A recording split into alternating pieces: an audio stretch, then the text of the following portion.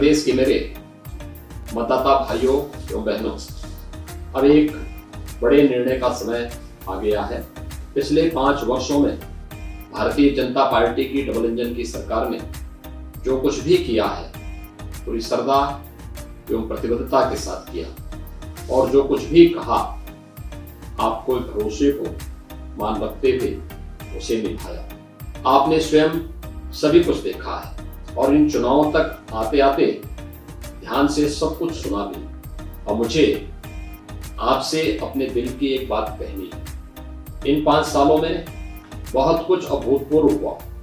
उत्तर प्रदेश के सभी 1 लाख गांवों में सभी घरों को 24 घंटे बिजली उपलब्ध कराई गई। ऐसा पहली बात हुआ। कुछ लोग शायद कल्पना न कर पाए इससे करोड़ों लोगों के जीवन में क्या बदलाव आया है।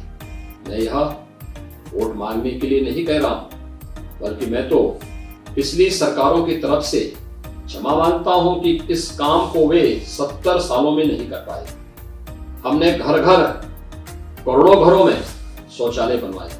मेरे लिए यह भी आपकी वोट पाने का जुगाड़ नहीं था। स्वच्छता से भी अधिक यह मेरे लिए माताओं और बहनों के सम्मान और उनकी गरिमा का प्रश्न था।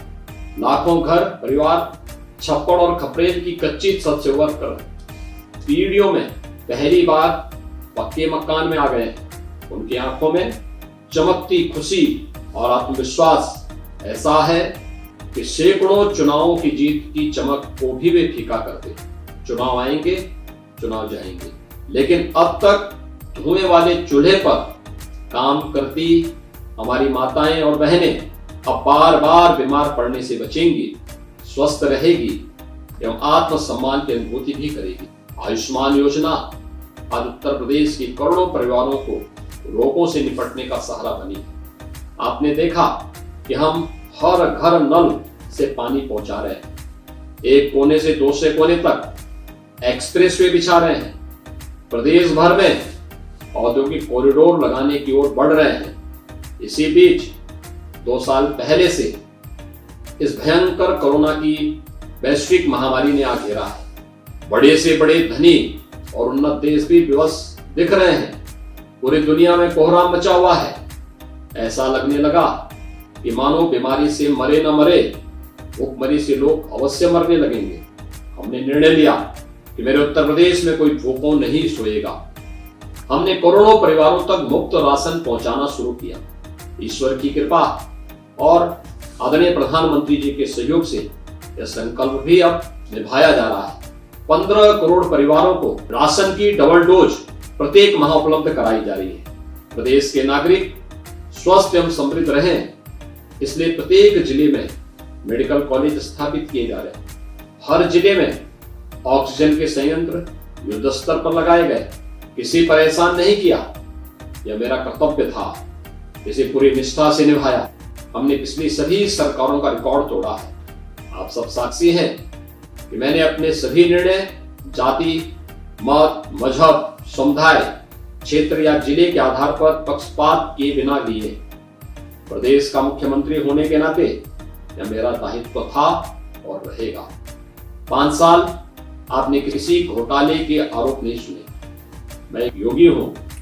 मेरे भगवे पर कोई 2 पैसे के भ्रष्टाचार का दाग नहीं लगा सकता, लेकिन इस बात के लिए भी मैं आपसे अपना वोट नहीं मांगूंगा, तो मुझे शोभा नहीं देता।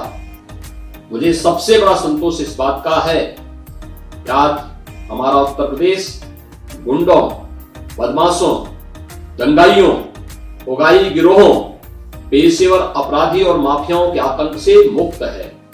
पलायन कर गए हिंदू अपने घरों को लौट चुके हैं। उनको धमकाने और प्रताड़ित करने वाले या तो जेलों में बंद हैं या फिर सहम कर दुपक गए हैं। पुलिस भी अपना राजनीतिक हस्तक्षेप के काम करती है। कानून और व्यवस्था में हमारी बहन बेटियों का भरोसा लौटा है। अराजकता एक बुरा सपना जैसी बात होके रह गई है। आप शायद सोच रहे होंगे कि मैं अब आपसे सुरक्षा प्रदान करने के एवज में आपका वोट मांगू। अपने निर्दोष नागरिकों को एक भयमुक्त जीवन और सुरक्षित वातावरण देना तो किसी भी सरकार की प्राथमिक धर्म है। आप हमें और किस लिए चुनते हैं? आज मुझे कोई चिंता है तो केवल एक कि जिन जिन दंगाइयों और आतताइयों पर अंकुश लगा है वे सब अब मचल रहे हैं। आतंकी बार बार धमका रहे हैं कि जरा सरकार आने दीजिए, सावधान रहिए, आप चूके तो 5 साल की मेहनत पर पानी फिर जाएगा। और इस बार उत्तर प्रदेश को कश्मीर, बंगाल और केरल बनते देर नहीं लगेगी।